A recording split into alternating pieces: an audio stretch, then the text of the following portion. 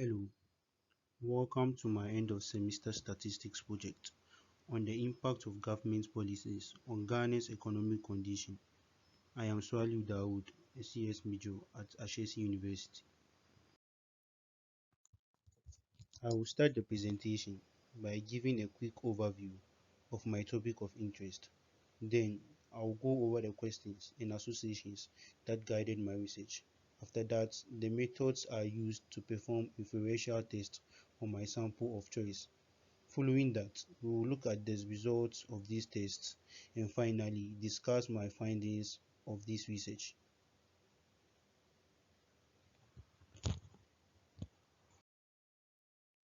As stated earlier, my topic of interest is the impact of government policies on Ghana's economic condition.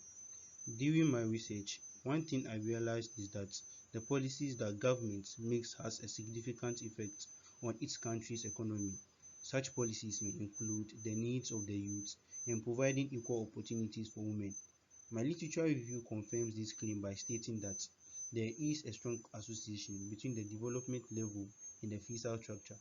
That is, poor countries rely heavily on international trade taxes, while income taxes are only important in developed economies. In the context of ongoing struggle for women's rights, massive urbanization, and international efforts to reduce poverty, this book explains why it is critical to provide equal opportunities for women in order for the economy to develop. And last but not the least, youth employment is first and foremost a consequence of poor macroeconomic performance.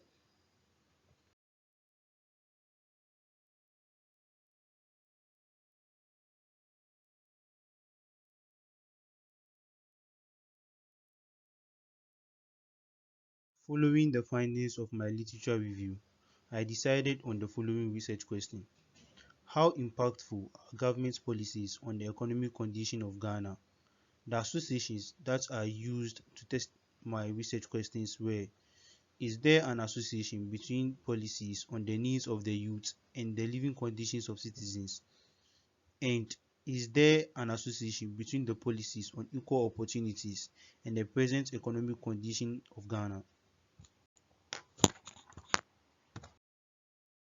In this section of the presentation, I will discuss the sample datasets I used to center my research and the measures of the several target variables in that sample. The dataset I used was the Afrobarometer dataset, round 7 to be specific. The data was collected using a multi-stage sampling technique that included cluster and stratified sampling. The data collected from this dataset was gathered from 34 different African countries, and the data from the dataset was gathered between 2019 and 2020.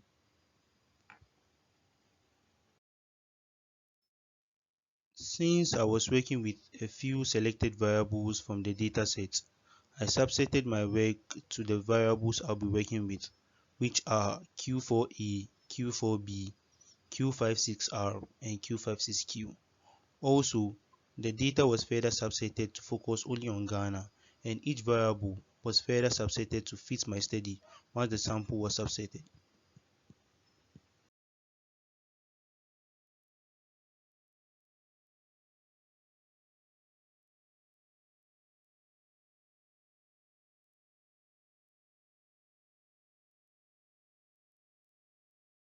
After subsetting my variables, I conducted inferential tests on my data.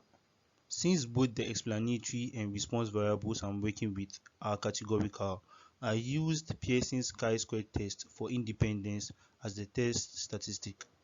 For association 1, the null hypothesis is there is no association between policies on the needs of the youth and living conditions of citizens, while the alternate hypothesis is there is an association between policies on the needs of the youth and the living conditions of citizens. For the second association, the null hypothesis was there is no association between the policies on equal opportunities and the present economic condition of Ghana, whilst the alternate hypothesis is there is an association between the policies on equal opportunities and the present economic condition of Ghana. In my results, I found some intriguing patterns in both associations. The result of the first association reveals that as the frequency with which policies for the needs of the youth declined, so did the standard living condition of the citizens declined, and vice versa. However, one thing to note is that there was no major inclination as compared to the declination when the needs of the youth inclined. This can be due to some lacking variables. The result for the second association, like the first association, shows that as the frequency with which policies offering equal opportunities for women increased, present economic conditions of the country also increased, and vice versa. For my two associations, outcome from the Pearson chi-square test provided a p-value less than the alpha value of 0.05, hence fall outside the 95% confidence interval, providing sufficient evidence to reject the null hypothesis in both cases. Therefore, there is an association between policies on the needs of the youth and living conditions of citizens, and there is an association between the policies on equal opportunities and the present economic condition of Ghana. In conclusion, this research has demonstrated that the policies that government bodies implement in most aspects of our lives impact a country's economic condition. Working with the Afrobarometer dataset has been rewarding so far, but there were some limitations to it.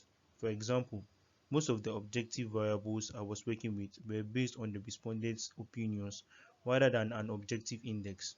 A proposal I would like to offer is that additional data on government policies should be gathered to either weaken or strengthen this claim. Thank you.